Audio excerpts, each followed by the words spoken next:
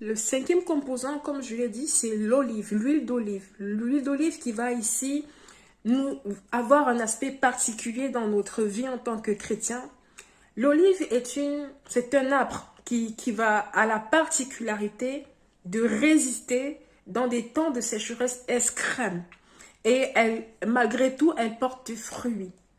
Alors, lorsque nous recevons le Saint-Esprit, l'Esprit de Dieu en nous, il nous permet de résister face aux épreuves, aux tentations, aux situations difficiles, la persécution, le rejet. Il nous permet de résister, de tenir ferme. C'est ça, en fait. Et il nous conduira toujours, quand on a le Saint-Esprit, il nous conduira toujours dans des moments de jeûne. Ce n'est pas possible pour un chrétien qui dit qu'il a le Saint-Esprit et il n'a pas l'habitude de jeûner. Il vous conduira toujours dans les moments de jeûne. Bien-aimés dans le Seigneur, nous sommes dans les temps de la fin. Et pour pouvoir être enlevé, pour pouvoir entrer dans la présence de Dieu, le Saint-Esprit est requis, c'est incontournable. Sans le Saint-Esprit, nous ne pouvons pas y arriver. Voilà pourquoi tu dois mettre une place importante au Saint-Esprit dans ta vie, dans tout ce que tu fais. Alors je m'étonne. Beaucoup de chrétiens disent avoir reçu le Saint-Esprit, mais n'aiment pas les épreuves, n'aiment pas jeûner, n'aiment pas faire face aux difficultés. Ils attendent, ils espèrent que la vie chrétienne, tout est rose. Non. Le chemin qui conduit vers le royaume des cieux est un chemin étroit. Qui dit étroit dit resserré.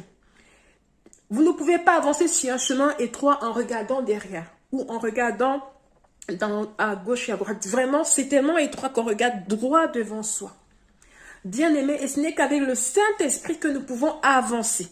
Avancer, parce que c'est un chemin difficile. Beaucoup de chrétiens ne veulent pas soumettre leur vie à l'obéissance à la parole de Dieu, tout simplement parce qu'ils n'ont pas encore compris l'importance. Beaucoup sont encore à l'état immature, parce qu'ils n'ont pas encore compris que même pour parvenir à ce stade de maturité spirituelle, c'est avec l'aide du Saint-Esprit. Ce n'est pas avec les cours de théologie. Ce n'est pas en allant de programme en programme. Tout ça, c'est la connaissance humaine.